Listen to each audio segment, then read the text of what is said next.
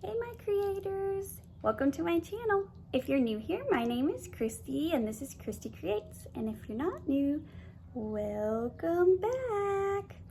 So I know this is a little out of the ordinary, but your girl is moving. So because I'm moving, my craft room is kind of like MIA, pretty much. So today what we are going to do is, because I know I've got a lot of new people on here in the last few weeks between the competition and the mystery box hop that you guys watched, I am going to do like probably 3 of my favorite chic for cheap challenge items that I have made, and I'm going to share those with you as kind of my like top 3. Hopefully that works for you guys, and I hope you enjoy it. If you do, make sure to give it a thumbs up, and if you enjoy watching, subscribe to my channel. Over the next few weeks, I will be moving, like I said, and at some point during the next few weeks, I'm going to be painting, putting new floor down, like all of that in my new craft room. I'm going to be getting new furniture, and I will be doing probably an unboxing and assembly car. Game on. I don't know if you guys remember that movie, but I'm old, so. Anyways, we will be doing an unboxing and an assembly of some craft room furniture that I'm getting, and then I will do a craft room tour. So hopefully you guys will be looking forward to that. And then once I get into my new craft room, then we will be doing a weekly like set day that I will be posting for you guys. So make sure down in the comments below that you tell me what day would be your favorite day for me to post, and I will be going through those and kind of trying to decide what day is going to work best for everybody. And then hopefully I will also throw in some bonus videos every week as well, but it will just kind of be as I have time, because you know, girl's a busy mom. So anyways, I hope you enjoy these top 3 chic for cheap items, and I will see you at the new house. All right, we're gonna take a few of these bowls from the Dollar Tree. They come in a 2-pack. And we're going to cut those apart and take the tags off, and I'm going to use my E6000 quick hold. You can also use regular E6000 or just hot glue if you wanted. I just prefer the quick hold, and then I also add in a little bit of hot glue just to kind of get that quick instant hold. And then the quick hold stuff, it dries pretty quick, usually within like 20 minutes or so. And I make sure not to overlap the glue. I put a little bit of the quick hold in one spot, and then I skip a spot for the hot glue. It seems to stick better that way. And then here I'm going back in the little crease, and I'm just adding some more hot glue just because there wasn't a lot of surface area to glue onto. So I wanted to make sure it really stuck together. Now this will help once we put our rope on. It will kind of seal it all together better, but I just thought for the meantime, let's get it to stick really well. So you're going to stick the 2 together with the lid part together, and then the next 2, the bottoms together. And now I'm going to take some of my nautical rope from Dollar Tree, and I'm going to cut off the tape that's on the end. You could also just pull the tape off, but I just cut it just because it was quicker. And then I'm going to start sticking it down, making sure to get it really level across the bottom. That way it's not sitting, you know, cattywampus or anything. And I'm going to continue gluing. I continue to glue all over the entire thing. You would not have to do that. I just preferred to because I wanted it to be stuck together really well. I wanted it to be good and strong because I loved the shape that this created, and I can't ever find a vase in this shape. So I wanted it to be a piece that I'm going to use for years to come, so that's why I did that. like I said, once you get it started, you don't have to glue every single level. I would glue at least the first round or two, and then I would glue probably at every seam that you come to where you've glued the bowls together, and then again the last maybe row or row and a half at the top. But that's just personal preference, so whatever floats your boat.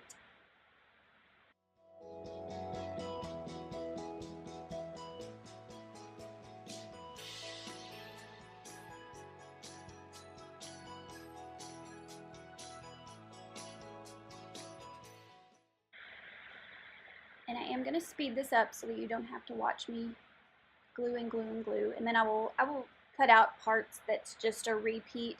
So I'm just continuing to do the same part. If it's a part that's cut out, I'm just continuing to do the same thing over and over. Just make sure right here where you're going to that second level, try to get it to lay as flat as possible, and that way you've got a nice seam on the back side, which, like I said, you're not going to see this side because I'm going to have it up against the wall, but that way it gives it a little bit higher end appearance.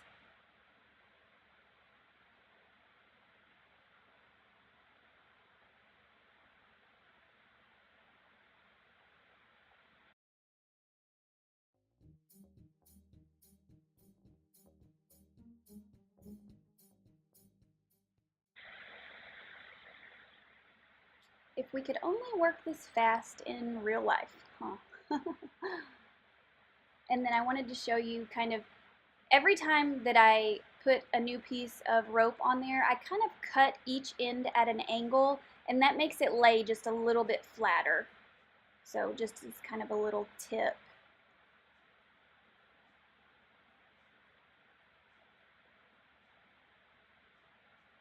And here I'm going to slow it back down just so you can kind of see what I'm talking about.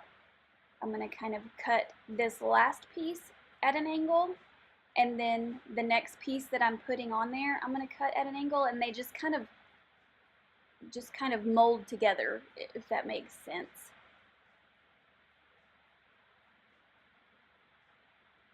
And I hope you guys are enjoying this new challenge that I've created. Don't forget, I'm going to do this every month, and it will be on the first Monday of the month, and we will upload at 1 p.m. Eastern Standard Time.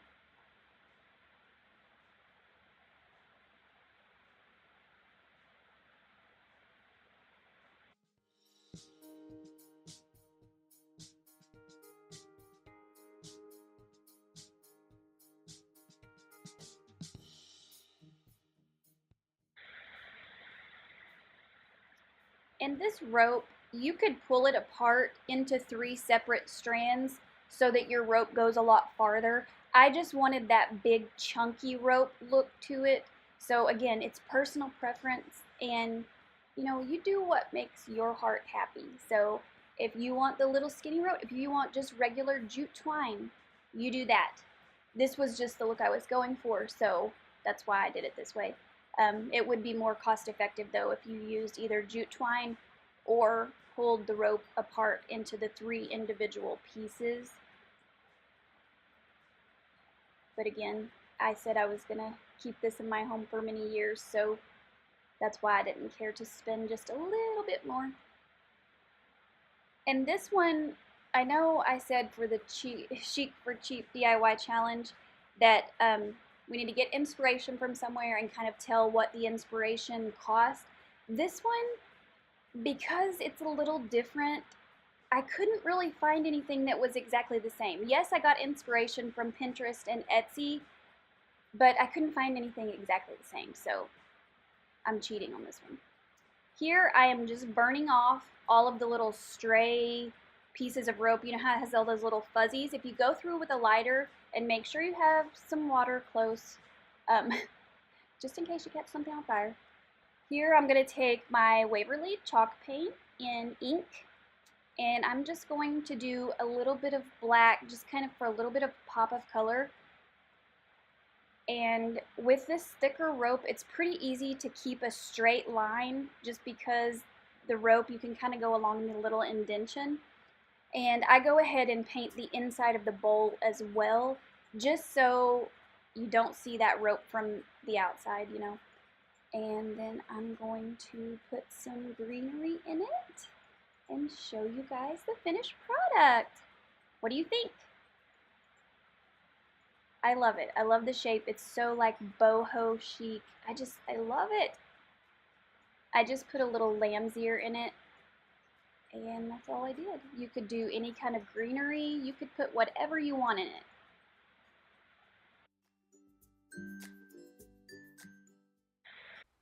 Thanks so much for stopping by the Chic for Cheap Craft Challenge this month. Our co-host is Megan over at the Crafty Quinn. She makes the most adorable farmhouse DIYs, modern farmhouse. She does Dollar Tree. So make sure after you watch my video that you swing by her channel and check her out and subscribe if you haven't already. Now we're going to go on to our next DIY, and I'm going to take these little boxes from the Dollar Tree Crafter Square section. I used 15 of them, and then I ordered these little handles off of Amazon. I think you get like 20 for about $10, and I'm going to take all of these apart, and I'm going to kind of go through, and a lot of them are a different size. You know, with Dollar Tree you don't get quality, so I just kind of arrange them so that the rows are going to line up as nice as possible. So hopefully that makes sense. And then I'm going to take my little carpenter square from Dollar Tree, and I'm going to take my wood glue that's also from Dollar Tree. I'm also going to use a little bit of hot glue just to get that quick hold, and then the wood glue will give us the strength. My mouth's not working today. And I'm going to go through and I'm going to glue them all together, and I'm doing them face down so that the front will line up as nice as possible. I want the front to be nice and flat and not have any parts that are sticking out. I would rather that be on the back side, and that's why I'm doing it this way.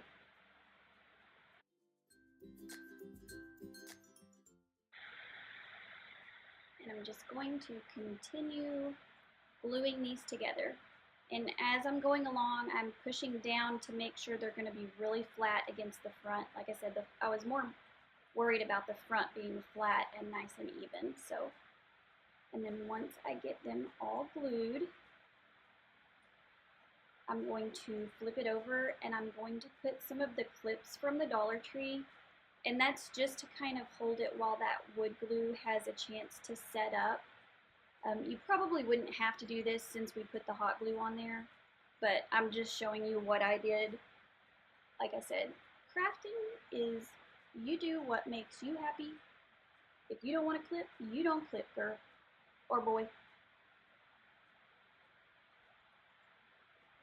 And now I'm going to go through, I'm going to put all of those face down, and I'm going to start staining. I'm going to use some Waverly, the antiquing wax, and I'm going to mix it with a little bit of water, and that's what I'm going to use as my stain. I'm going to go through and brush it all on, and then I go back with a paper towel and just kind of wipe off any of the excess, and it gives such a pretty color. I actually prefer it over most wood stain anyway, so that's why I use it. Plus it dries so much quicker.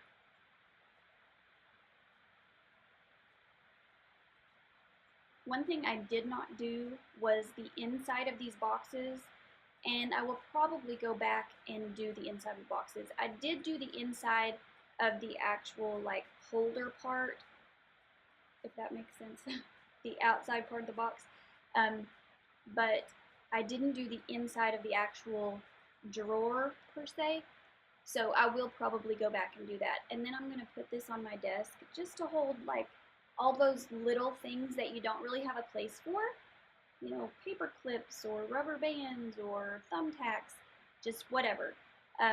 When we do go back and put them in the little drawer holder, we're going to put them in backwards so that the flower will be against the back inside part of the drawer and you won't see it. So it will be this adorable little apothecary cabinet. I hope I'm saying that right. That's the way I've always heard it said, but you know, I'm also a little bit of a hillbilly from Arkansas, so.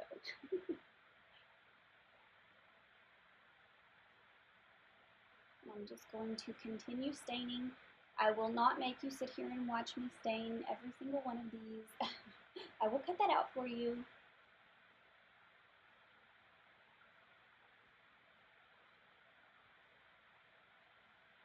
So I went ahead and showed you on that one how I do all of them.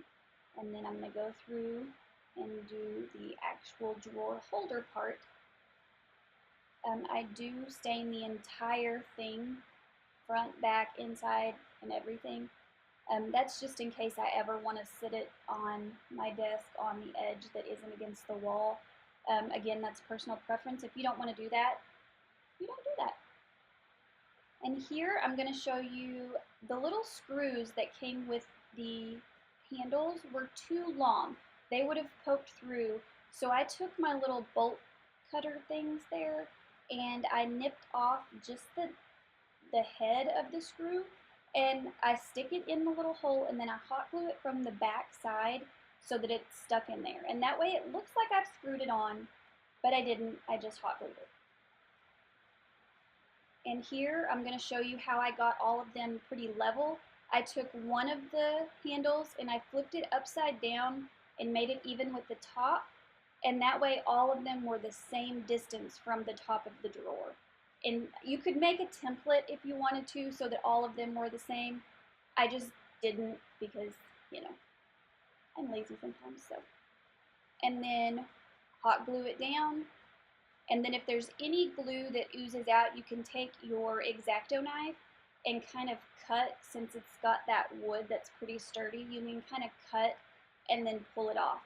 And then for the drawers, I'm showing you a few of these because when I go to put them in the drawer holder, because again it's Dollar Tree and it's not super great quality, some of them don't fit in some of the little holders very well, so I would move them around until it fit in a spot really well. And that way all of them, you know, none of them were like too tight and hard to pull out or anything, you know, since you did just hot glue that on. So.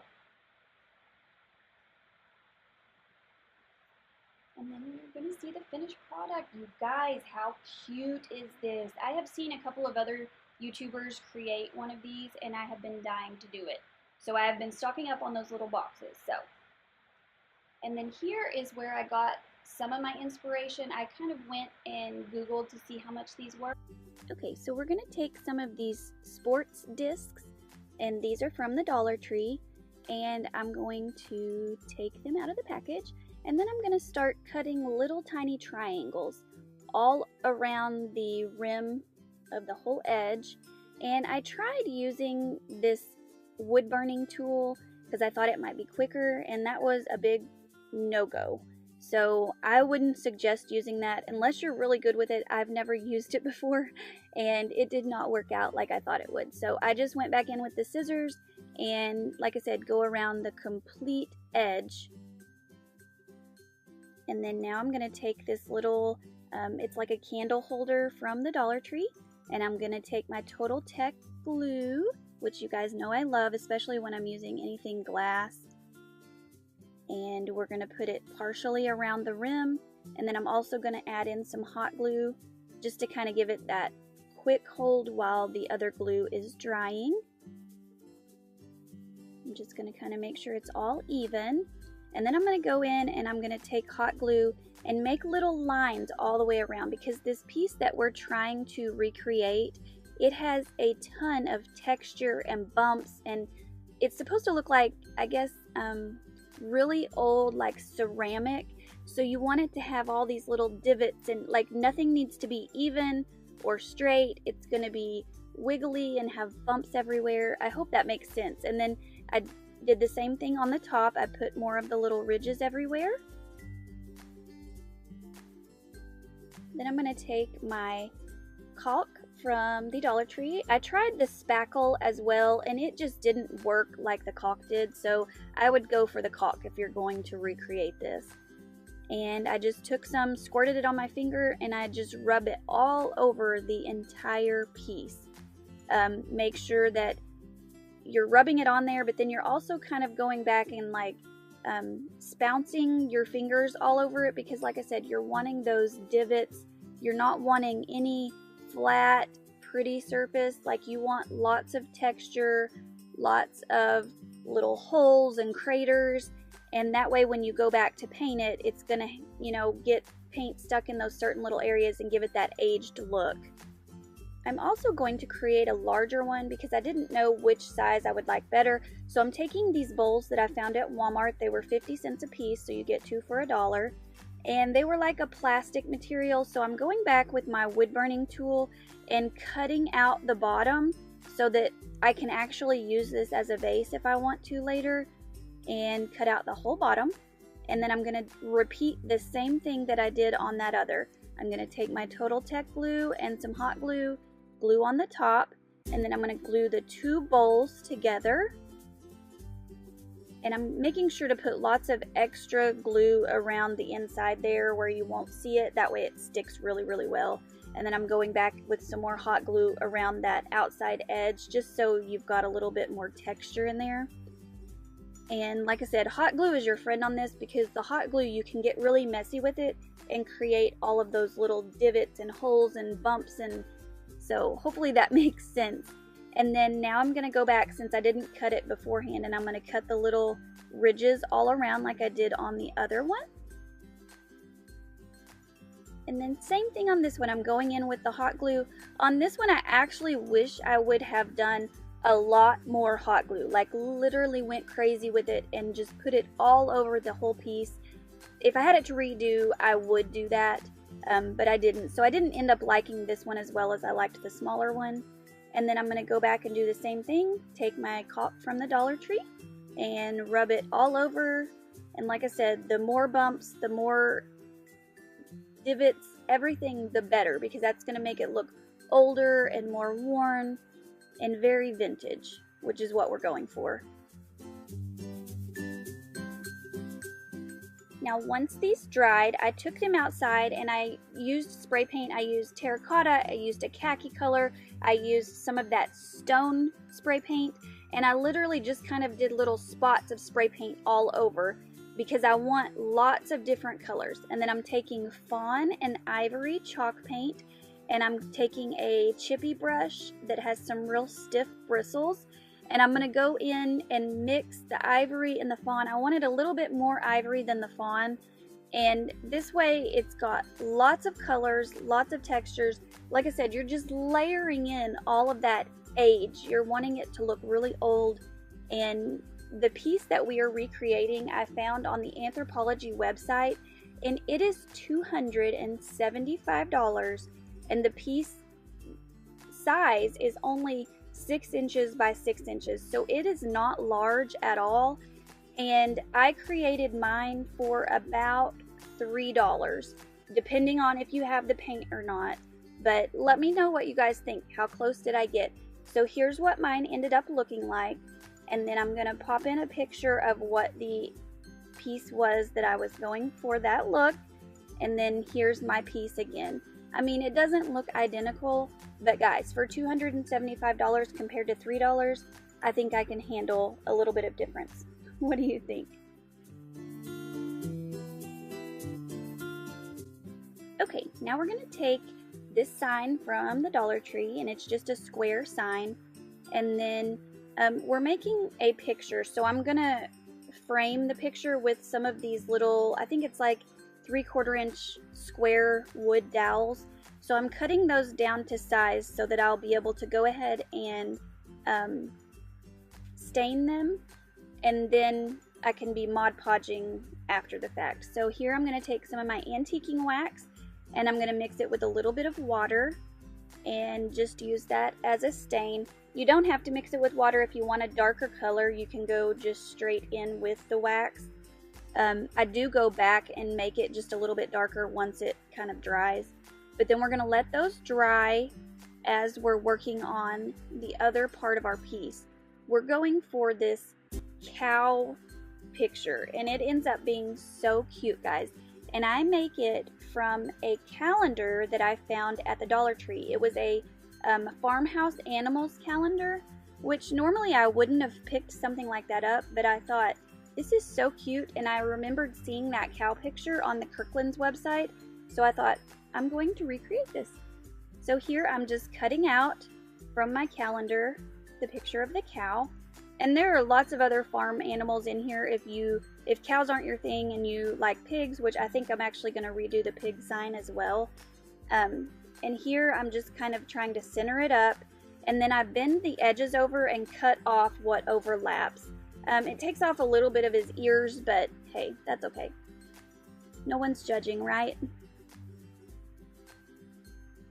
And then I'm going to take just a regular glue stick and glue it down.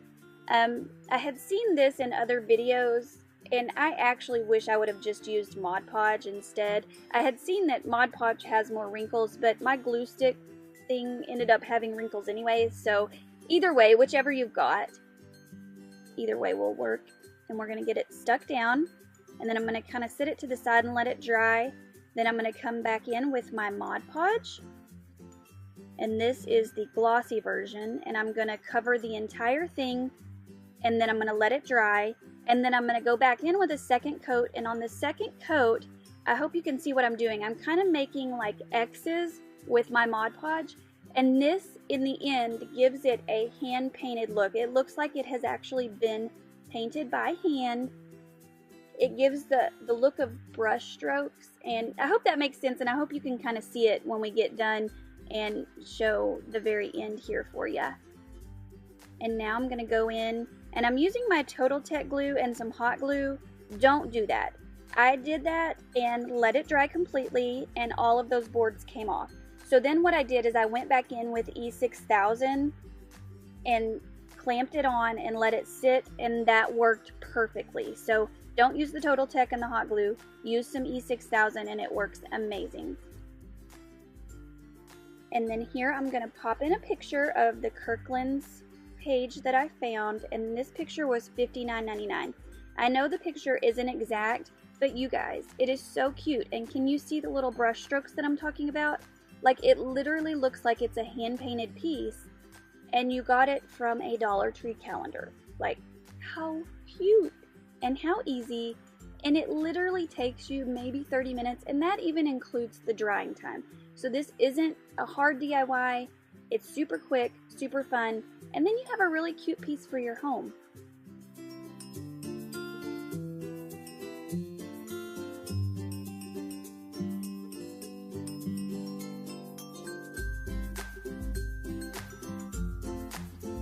Thank you guys so much for understanding that my craft room is in disarray, and I hope you enjoyed today's video and, you know, just got to reminisce over some of our fun craft items that we've made in the past. Don't forget to check back here in a week or two, and hopefully by then I'll be getting you a new video up. So make sure that you check out the playlist down below and see what everyone has created for you this week. I'm super excited to check it out myself. And don't forget to go over and check out Megan at the Crafty Quinn, who is my co-host this week. So she's a super sweetheart, and you guys will love her. I will see you on the flip side.